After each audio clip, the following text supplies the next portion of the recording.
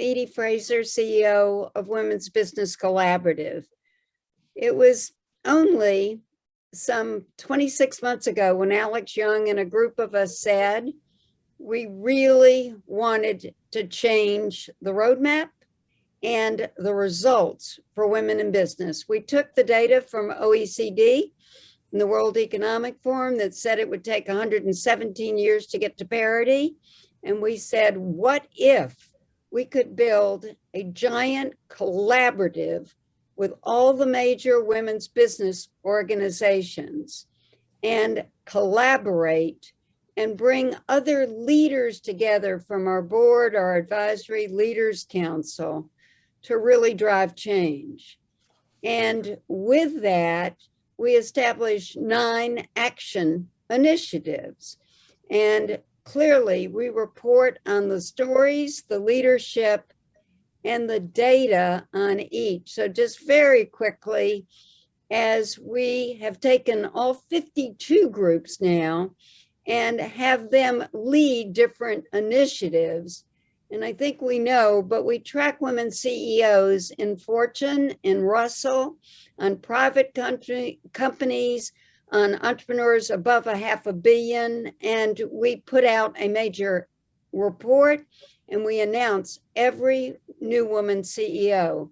On our C-suite, which you know so well, it's truly because we only have 5% women running P&L. Again, you go back to the economy and that we will never get women in the CEO role without getting them in capital.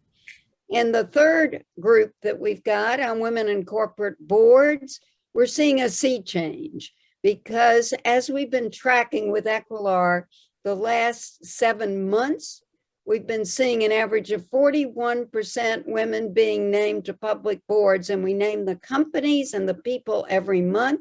And now we're doing private boards. And as Alex and we want to see the private equity world change with their boards. Our fourth area, which Alex is very involved with, is entrepreneurship and capital. And our fifth area, Alex Jung is going to talk about today with this audacious group. So with that, let us just say thank you for joining us. Truly, Alex Jung is a tremendous strategist, a member of WBC's board, a former partner of Oak Hill, an investor and key advisor. And with that, we turn it over Alex Jung. Alex? Thank you, Edie. I'm delighted to be here on this important topic. The initiative that is dear to my heart and all the people who have joined our panel today is about driving parity and driving diversity in capital and finance. And I think the success of the board diversity that we've seen recently is because of a true partnership with capital allocators and capital partners driving accountability. So I really believe this initiative of women in capital and finance is at the heart of reaching parity across our economy, really, because it is the capital and the allocation that will drive accountability and drive change. And so we need to start with that. And that's what I'm happy to be part of today. We have a number of organizations that have been working tirelessly to try to figure out, one, what are the obstacles, and two, what are the solutions in terms of driving this change. And there's a lot of press today. There's a lot of data citing numbers between single digit to low teens of women and diverse fund managers across the globe. And the reality is it's just materially too low. And we have a lot of work to do. But what I really am excited about spending time today with our panel is talking about structural change and solutions that can really drive this change towards more parity around diversity and women as managers of capital, as driving capital allocation in our economy. And so I'm delighted to have 3 amazing panelists here that have all either spent both their professional as well as their personal time committed to really thinking through this and showing leadership in this area. And I'm delighted to introduce Caroline Greer. I'm going in the order of my Zoom boxes. Caroline Greer from the Commonfund, and Caroline has had a long history of being in the investment space. She's currently a managing director at the Commonfund, where she is responsible for leading the diverse manager program. We have Dana Johns as well joining us. She is a senior portfolio manager at the Maryland State Retirement Pension Fund. Pension system, but she is also the co-CEO and board member of PE Win, which is one of our key partner organizations around this space, and a leader in empowering women decision makers and senior women in private equity. And we also have Ulrika Robertsson joining from Europe today. She is the COO and co-founder of Impactus Partners. She focuses on the placement piece, working with funds day in and day out. But she works tirelessly for the 100 Women in Finance, you can see by her background, who have started a very interesting program around the Fund Women Conference. And Ulrika, I believe you're currently the chair of that conference. So delighted to have the perspectives of the three of you on this call. And we've got a great diverse group of people on our call from different backgrounds and industries. So I thought it made sense to spend a few minutes. I like to talk about solutions, not obstacles, but a few minutes talking about what the reality is today in terms of why the numbers are as low as they are. And the articles cite everything from lack of track record, lack of pipeline in our investment business. They talk about lack of access and network. They talk about a lot of different things. But I would love, from each of your perspectives, to kick off talking about what you see in reality, aside from the press and the gestures people are making. What is happening today that is keeping these numbers so low? And I think I'll probably start with Ulrika to talk about it from the placement agent side, because I know you've worked with a lot of diverse fund managers, and what you see the reality is, and then we'll move on to others. Yeah, thank you, Alex, and thank you for hosting this important conversation. And as you mentioned, my day job is fundraising, and also my voluntary commitments is focused on helping female fund managers raise money. So I'm really passionate about closing this funding gap. It's a funding gap for female fund managers. It's a funding gap for female entrepreneurs. And what we see is that women struggle to raise money. It's all data points towards this. And it's not because women don't want to be fund managers or are not capable. I think that's worth pointing out. I think it's a wealth gap. Women may not start out with the same wealth, perhaps after years of under-earning male peers in these same roles, and not have the same network, access to early friendly friends and family capital, or even access to institutional investors.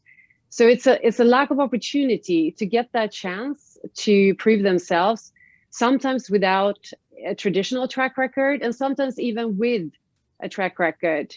Women might also be asked tougher questions during pitching, or more defensive questions when they're fundraising, focus more on risk than on alpha. And adding to that, in my experience, I also think, and this goes for all emerging managers, is that they focus too little on fundraising. I say that because it's my role, but I think a lot of investment professionals underestimate what is required to take to raise money. So they therefore don't focus on it, or don't pay someone, or don't enter into strategic partnerships. Or women often think that they can do it all themselves. So that's kind of where, as you said, Alex, we're focusing a little bit on the problem, but also focusing on the solutions. And I think there are a lot of things that female fund managers can do, and what allocators can do. I think for the female fund managers, they can seek out seeding platforms, strategic capital, and really look for partners that can help them on the fundraising side. Also perhaps negotiate hard with existing employers to bring track, or even ask if they could get a seed from an existing employer. And then otherwise in private markets, it's also quite common to, in the absence of a track, to do individual deals. So you have something that you can talk to when you're fundraising. And I think, develop a fundraising plan and practice pitching and focus on investors that are focused on early stage investing. Obviously, in parallel, need to think longer term and have these conversations in parallel. But I also think focus on visibility. If you have an opportunity to speak publicly, grab that opportunity. And then we come to what the allocators can do and be intentional at every stage where you're looking and evaluating fund managers. And that's why it's so great that we have two fine examples, Caroline and Dana here. And I would say to all the other allocators, capital allocators out there, this is not charity work.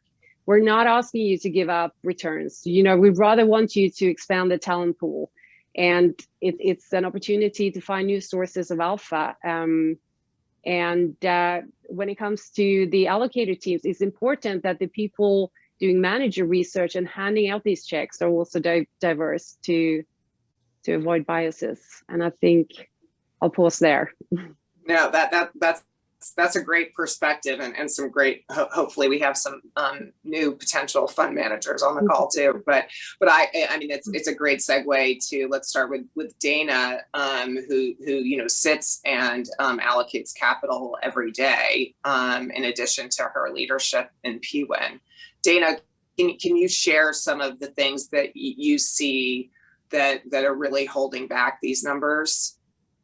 Sure. Yeah. And maybe I'll just put into some context the seat that I sit in, as a senior portfolio manager on a private equity portfolio that we're allocating about $1.5 billion of capital to fund managers per year to maintain a target, in our allocation plan. So I think a lot of what, and we're investing in emerging managers, we're investing, we have invested in first-time fund managers, women-owned funds. I think that there's a mismatch with institutional capital from the pension side, right, where we need to allocate large amounts of dollars, and with smaller funds, there's a constraint around, kind of the percentage of what we would like to, be in a fund, wanting not to be the entire LP base, but making sure that, a fund manager has a very, kind of diversified LP base. Anyways, I think that when I'm talking to managers, because I'm actively engaged in the conversation with mature managers and, emerging managers around, the potential for adding them to our portfolio, which, given traditionally the high bar, this very traditional underwriting of, kind of track record, team, a lot of those metrics that we use to evaluate managers, an emerging manager might not necessarily have what it looks like traditionally. They might have a track record, but it might not be, they might not have attribution. So there is a lot more work that a allocator like me, an investment professional like me, will do to be able to communicate the story, the high conviction around why this manager needs to be in our portfolio.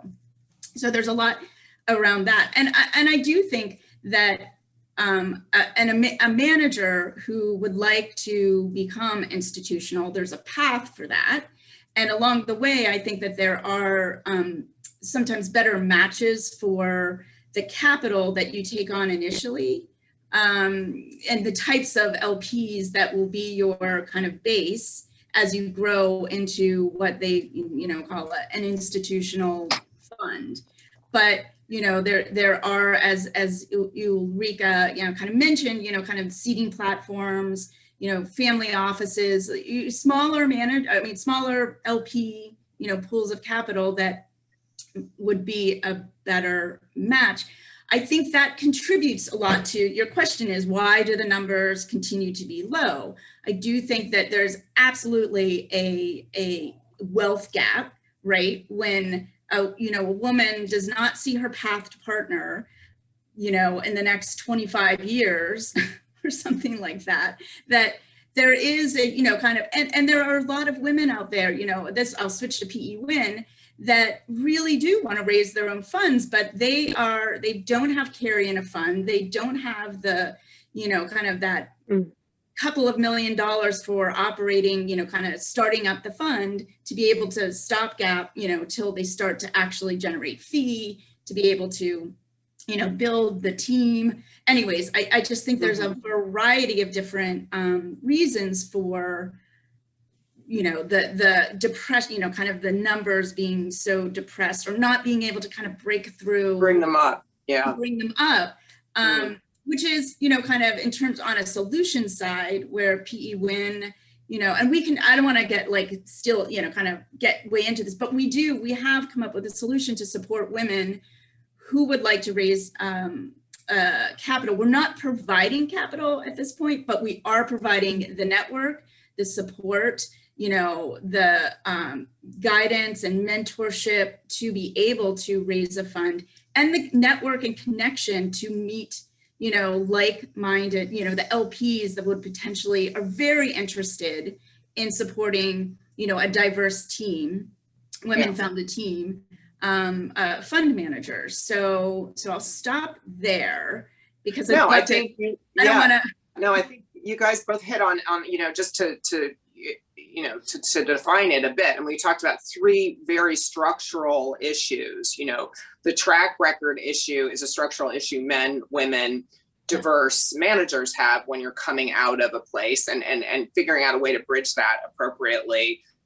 The wealth gap is real. And then I think about the metrics, which is more structural, and how, and I know Caroline's done a lot of work on this, is how to not change the metrics, because it is all about outperformance. That's what the goal is. But maybe creating new metrics that might highlight talent that old metrics won't support. I think one of the big things that's come across is that the structure of how the capital right now sits in these very scaled, massive, obviously pension funds and traditional institutional, and then you have the family office, which doesn't quite get people up and running to a place where they can create a profitable business. The question is, with some of the solutions that are coming and seeding platforms that are in formation that are trying to solve those things, is it going to create enough of this intermediate capital pool? And it needs partnership from some of the big institutions. I still feel like there's a structural gap. There's a gap in a lot of places, but there's also a gap in the type of capital that's a perfect partner for, emerging funds. And Caroline, I know that you spend a lot of time thinking about how to think about how the allocation process works and how you might need to adjust it or think a little bit out of the box or add new metrics. I'd love, obviously anything else on that topic, and then hit on some of the things you guys are doing. Yeah, thank you very much, Alex, and thank you to the Women's Business Collaborative, because this is such a great topic, an important topic. Ulrika and Dana have hit on some really key issues in terms of barriers. I think just to add to that before I get to your question, Alex, I think at the risk of stating the obvious, even though here we are in 2021, I think there is still a tremendous lack of awareness and familiarity and dedicated effort to look at women portfolio managers. And it does take a dedicated effort because they are not necessarily front and center, partially because many of them are small. But it takes a concerted effort, and so this is the beginning of that. And if you make that effort, you will absolutely find the talent to invest in. So getting to those barriers, there are, of course, we've talked about size. There's also, the constraints, the structural constraints of setting up a business.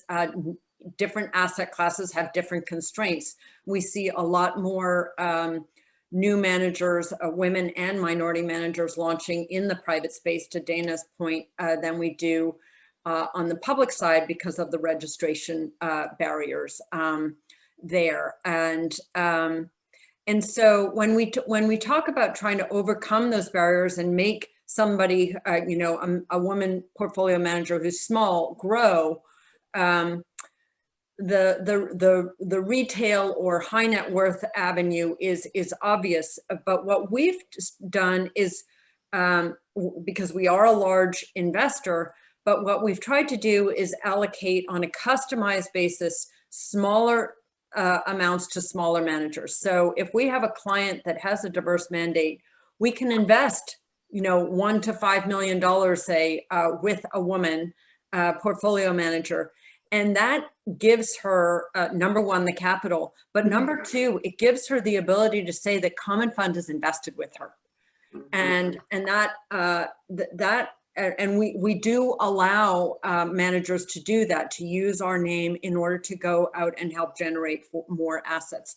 And that is, albeit small, but it is a beginning. If we can get institutional investors to give smaller amounts of capital and give their name as part of that reference, that is a very important stamp of approval that allows a manager to take that and use that as a form of currency. And have you found, just on that topic, I think it goes back to some of the comments Dana made about network and that importance of the network.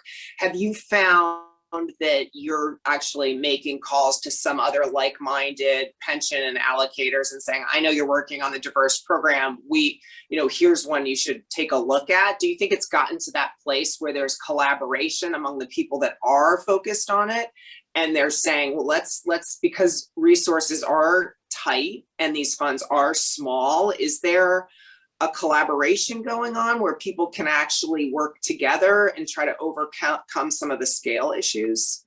Or should we think about that? Yeah, there are a couple of avenues of collaboration and that are often themselves collaborating. So Trinity Church in New York City set up a wonderful database. It's broadly diverse managers, so women and minority managers, that is kind of open source, which is terrific. University of Rochester also set up a sort of monthly call where they bring managers in. That's a little more difficult for an entity like Commonfund to do because we can't be perceived to be marketing a manager, but that raises awareness. There's another group of interested parties, largely through the HBCU network, that also just talks about managers. So we do it in a kind of Zoom format where we talk about managers that we're seeing, and much like this, constraints, things that we should be looking at. And then of course, we go out and we talk to other people that are interested on a one-off basis to exchange that information. And we get great ideas through that, and we try and give ideas as well through that process.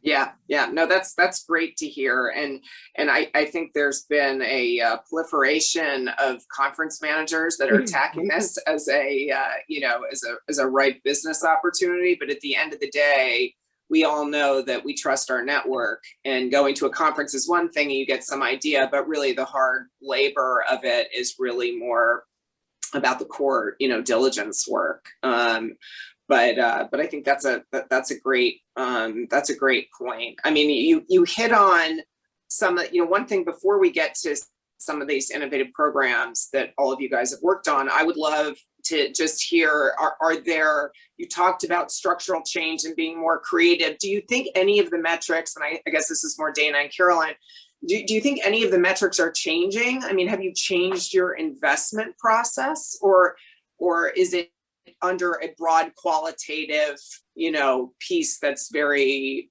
subjective?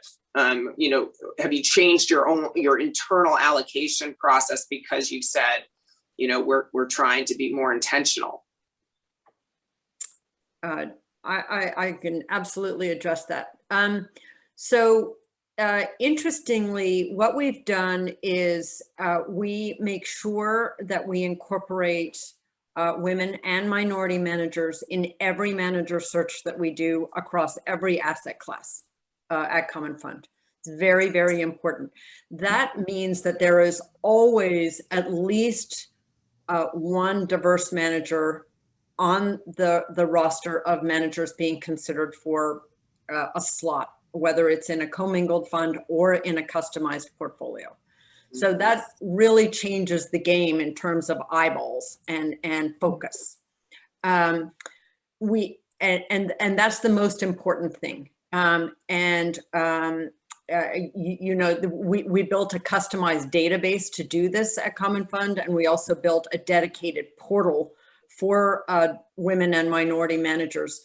And what that portal does is every diverse manager, women and minority owned manager, will submit their data through the portal, and we then reallocate those managers according to their asset class, so that every single investment team looks at those managers. And the difference there is that if you just send me an email with your information, you're in with the 250 other managers that are sending me information on a daily basis. So I might not get you, I won't prioritize you, and I won't know that you're diverse. Whereas if it comes through our portal, we automatically know you're diverse, and we will look at the manager. And so they get more looks and more often, which is very, very important. And we have generated investment ideas through that process. The second thing that we do is we do hold a dedicated diverse manager day once a year. It's a bit different than other diverse manager days that are out there. We didn't create something new per se, but it is a process where we take all of the submissions that we get through that diverse manager portal on an annual basis. We re-examine them at the end of the year, and then we invite those that we think are the most likely to be of interest to us for our portfolios, and we invite them to come and present just to Commonfund. And what that does is it exposes the manager to a broader set of people at Commonfund, across asset classes as well. So it raises awareness internally at Commonfund and raises the knowledge base internally at Commonfund, which is important to bring familiarity and to hear women's voices present. I think we underestimate the different voice that women bring to a meeting and a presentation. And raising awareness and familiarity is good for inculcating just that familiarity and that ability to say, oh, it's just a woman, that's okay.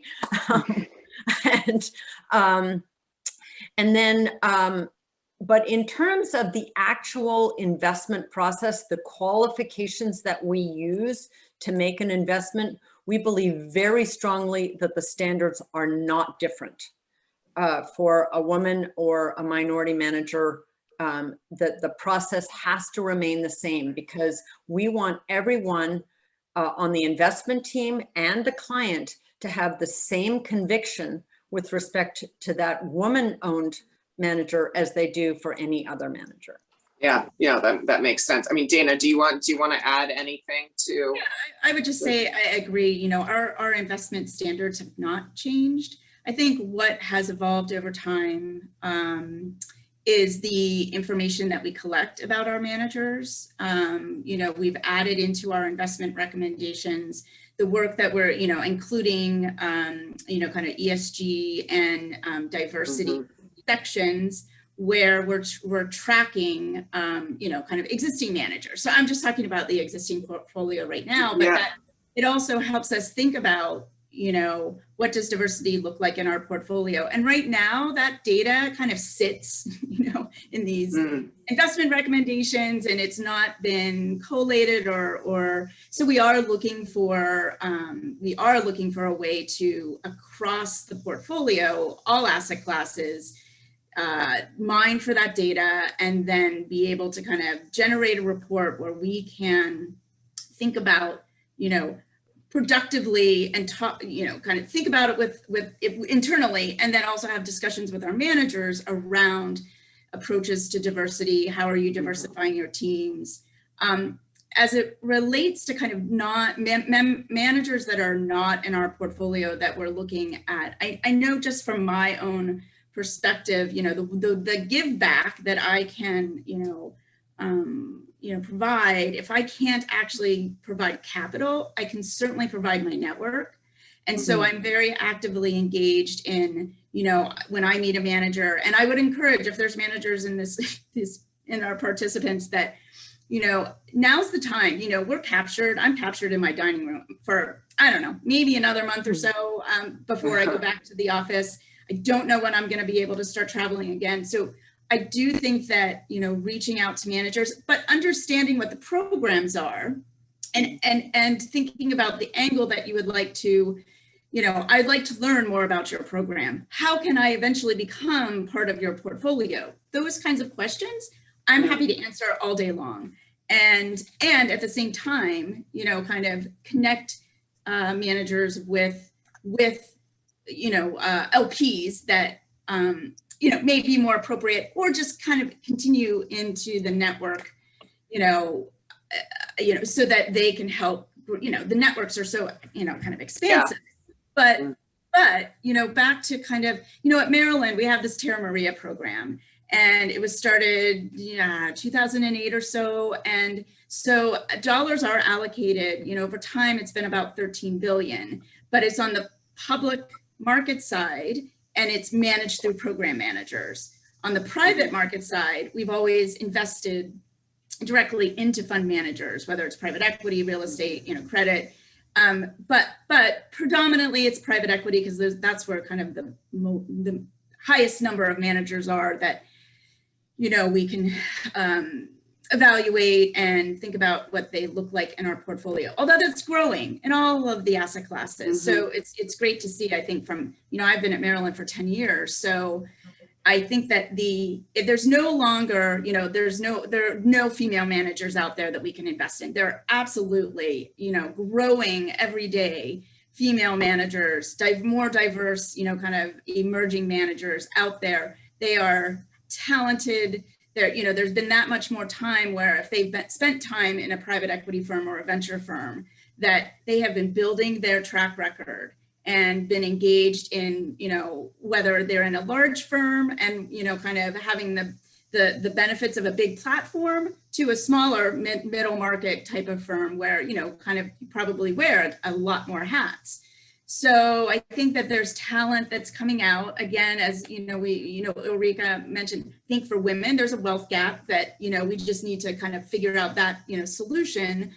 But again, I just think that the talent today is definitely, kind of, there's a lot to, kind of look at, evaluate, work with, help, kind of, support.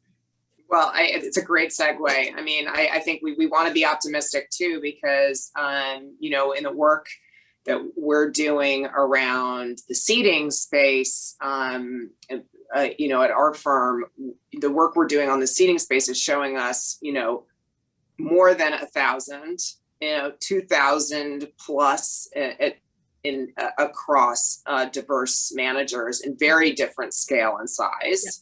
But those are, you know, those are real number and a lot of work for the allocators, for sure. But I think, you know, the key to this is getting getting big scale capital and just getting the capital to be aware. And I think it's a great segue to Ulrika and the work you're doing on the Fund Women Conference, which is focused on this you know, financing gap, capital gap for women fund managers. Do you want to give us the highlight of a program that you're trying to, you know, address the obstacles we started the call with? No, absolutely. And even just on this call, you know, I have some takeaways, you know, that I can build into that program. And then, you know, as Caroline was saying, you know, typically larger pension plans, they might have to allocate bigger tickets, which makes it harder to, you know, for emerging managers being women to receive those tickets. So, and that's something that we've seen as well. So we're definitely going to try this kind of pooling or getting kind of institutional allocators together. And also, as a couple of you guys said, being able to be a reference investor for a female fund manager, you know, that is a true gem. But yeah, coming to the conference, it's called Global Fund Women Week. It is really a solution for female fund managers to raise money. It's an annual capital introduction conference connecting female fund managers to institutional capital allocators. It's all over the world. So last year we added Asia. So the meetings happen in a virtual setting, and there is no fee to attend this conference. So it's very welcoming, and we are across asset classes, long only, hedge funds, private markets funds. Any female fund manager running a strategy is welcome to apply. And this year we're doing this conference in September, week of 20th of September.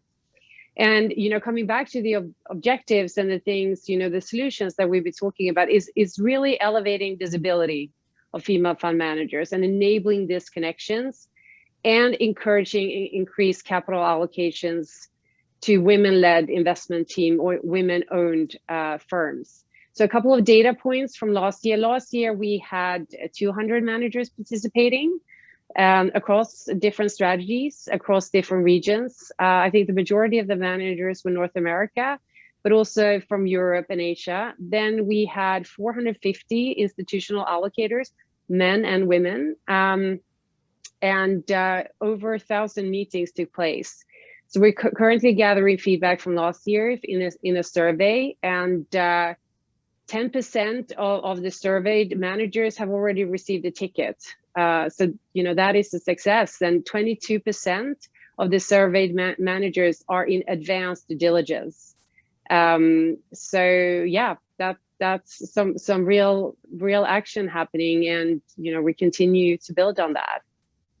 That's great news. I mean, as you go through the data, is that tracked exactly to the first meeting being at the conference? And you know, the data that we're tracking right now is, you know, where are the female fund managers based, you know, how many meetings she had, etc. You know, the information around if there is an actual allocation, that's anecdotal, and, you know, we have to ask, you know, people to share that, because sometimes that's confidential.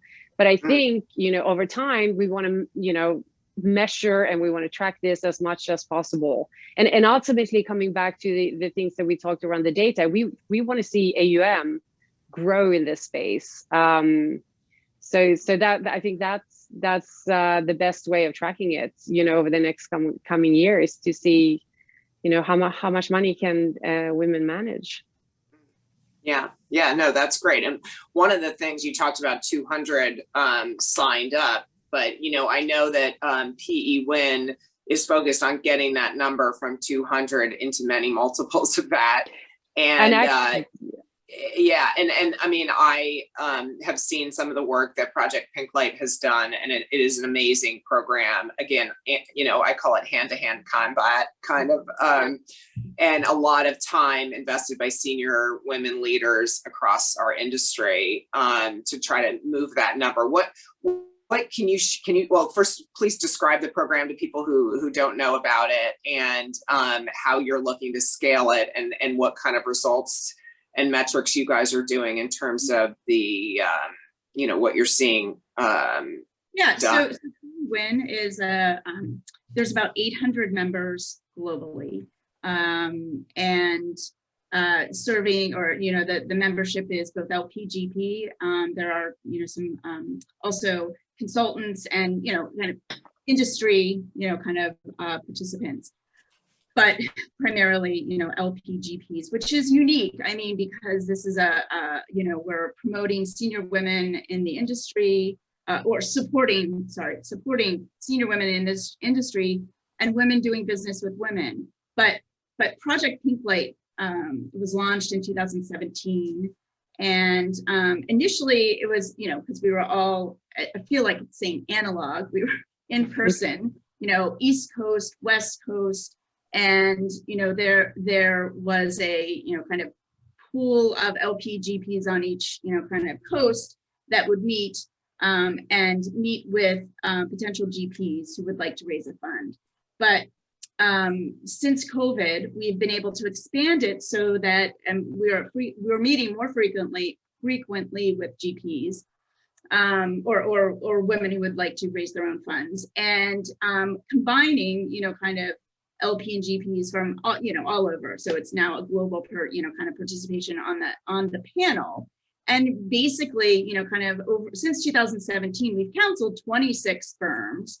The white space for that is just, kind of, it's, as you said, there's so many more firms. We're doing this on a volunteer basis right now. I mean, it is driven by volunteers. And so there's not a formal, kind of staff yet, but we've closed 15 funds. I mean, 15 funds have closed. And they've raised in total, about close to 2 billion in AUM. And one of the very important metrics that we're also thinking about, and in terms of how many women-led companies are they funding, which is, the flip side of this is, kind of the capital, the constraints of capital that's actually not getting to female founders. There's 127 women-led companies so far that we've been able to track.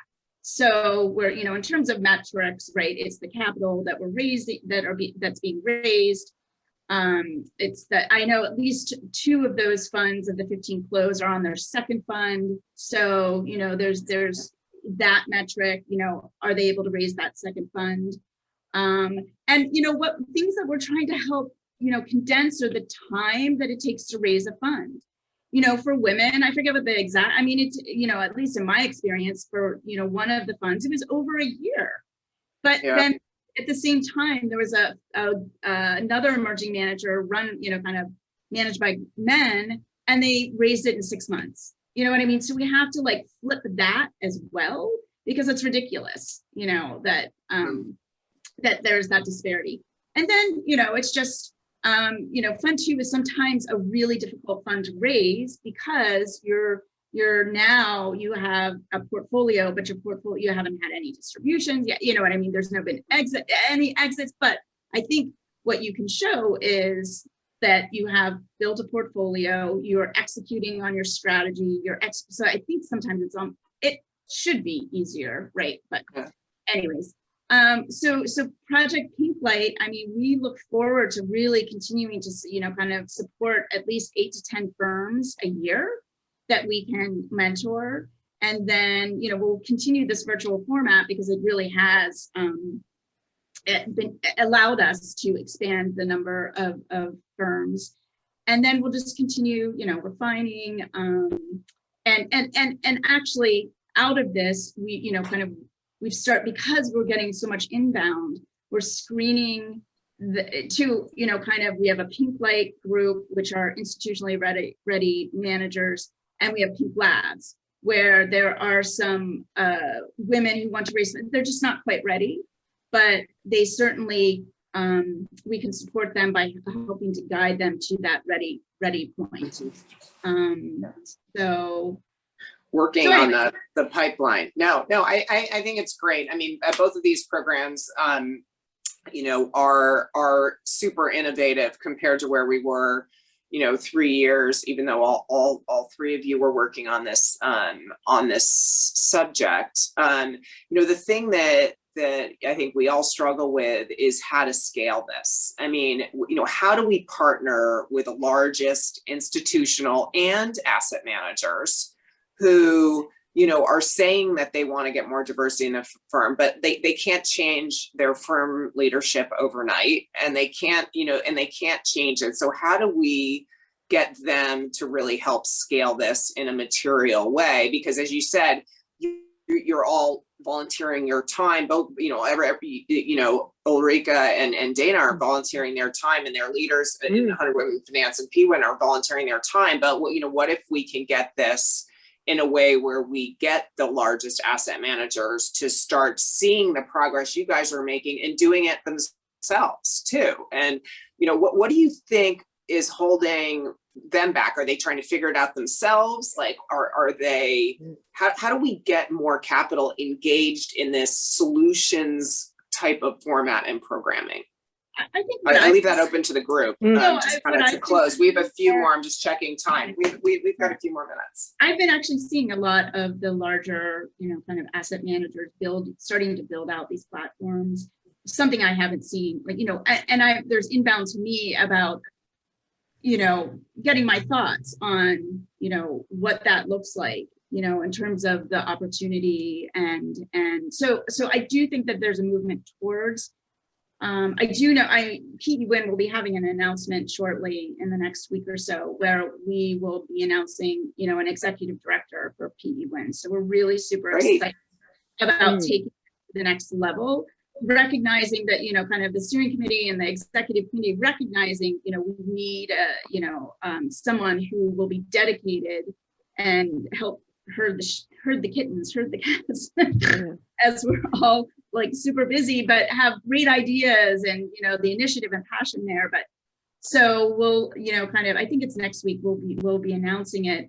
And super excited to be working, with our new executive director, because she has a vision for connecting with partners and, kind of taking us to the next level in terms of exactly what you said, how do we capitalize on this moment? How do we, because the moment is here. I think we've seen from just, kind of a campaign that we initiated over the past 6 months in terms of sponsorship, that there is, there are firms that want to support this. And so, as they support us, we can turn to them and, I don't say, kind of help them shape, or structure, kind of change the structure to be able to either have more women on the investment teams, or B, invest, kind of in women, or supporting women who want to raise their own funds. And Dana, we've already seen the application is open for Global Fund Women Week, and one of the referral sources was WBC and PWIN. Yeah. So what we're doing here today is kind of helping, focusing, zooming in on this. And I think we need to hammer in. It's really about talent, expanding the talent pool. This is not charity work. I see a huge difference 2019 to 2020. London 2019, we had to scramble to get our favorite allocators to show up. 2020, now it's going beyond friends, the friends and the convert, preaching to the converted and getting real institutional big players involved. And I think, back to what you said, Caroline, I'm going to take some of the comments that you said and hammer this in to some of the European pension plans and schemes, is that, you have to participate in this. Otherwise you're missing out on talent.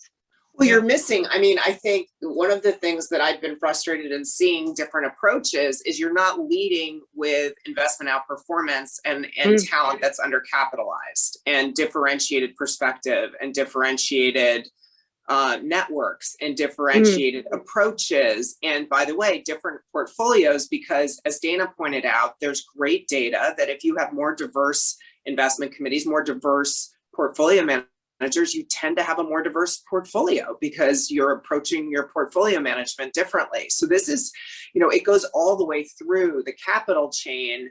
And look, one of the core goals of WBC was really, how does everybody leverage off best practices? Because that part of that collaboration is so that people don't spend the next 5 years figuring out what's an effective way to do this. Well, actually, we have 2 programs, and then the Commonfund, the way they're attacking data, and these are real best practices that can speed up the larger capital that's kind of looking at this as this giant project, but they don't know how to attack it. They don't have the diverse leadership that brings the perspective of the solution, the obstacles. And so this is, one of the reasons, and the core initiative around capital and finance is trying to leverage off each other's best practices so that we bring institutional large-scale capital attacking what is an incredible investment opportunity. I personally think, at least what I see with the talent we work with.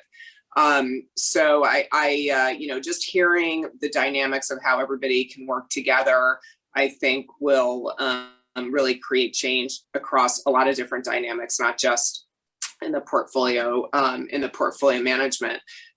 So I think that's a great perspective. I think, is there any, I just want to leave it open for a few minutes before we close on next steps and talk about, you all talked about different projects that you're trying to get this to scale, or you're collecting data. What do you think right now to get everything to the next step? What do we need to be talking about? I mean, we covered a lot of different things, but like, what's the one thing that you want to crack to try to advance what you're doing? And everybody can kind of have a minute to answer that. I'll just answer. There's so many things that we have to work on at the same time. That's one of the difficulties. Right. But I think Dana mentioned it earlier, and so it sounds like you're working on this too, is first of all, really understanding what kind of diversity we have in our existing portfolios. Mm-hmm. So we have a project which we're going to be working on over the course of the summer, because we've been asking these DDQ questions now for 5 years, but we need to aggregate that data so that we can talk to our existing managers to see what's happening to their diversity, because we want that talent pool. We need that constant development of that talent pool. Then we have to, we're thinking about, currently we measure diversity in terms of ownership. So women portfolio managers that are owners. But you pointed out, Alex, that diverse teams are what make the difference. That's where the data proves out performance. That's right. I mean, So the question is, do we expand this to think about diverse teams as well as diverse ownership? Yeah. And that's an area that we have. It's a very good point. Yeah, it's a very good point that we haven't actually talked about in terms of part of that data. We've got 2 more minutes left, and then we'll wrap up. What would you guys add to that?